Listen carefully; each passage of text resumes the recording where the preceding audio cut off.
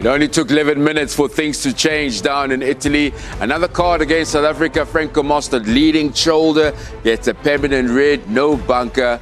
With that, multiple changes made in that first half by Rassie Erasmus. But what's key is halftime score, a strong finish for the Boks, and they lead Italy by 10 points to... Guys, what we had to determine in there, whether or not there was clear head contact. The TMO has confirmed that there is clear head contact.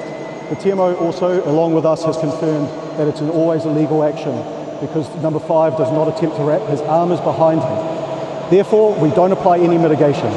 Okay? We acknowledge that there is another tackler. It doesn't apply to an always illegal action. It's going to be a permanent red card. Well, Mr. Dillman and his team firmly believe that there were no mitigation. But obviously, you know, as analysts and pundits, we have to look at it differently. And let's go to that very controversial moment in the first half. Well, for me, Carlo, before we get into it, what was your feeling about this red card? You know what, and initially when that first impact happened, we looked at it, I was looking at it, I was like, man, there's not much difference between that hit on impact and Siya Kolisi and Richoni early on. And I think just the initial impact, when you're looking at it, it's bang on the shoulder. It's just the force of it that actually whips his head back.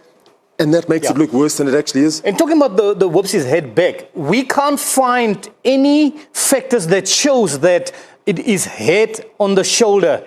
We have the luxury of zooming in as well, Carlo. Franco's in such a good position there, by the way. And he's hitting on the chest.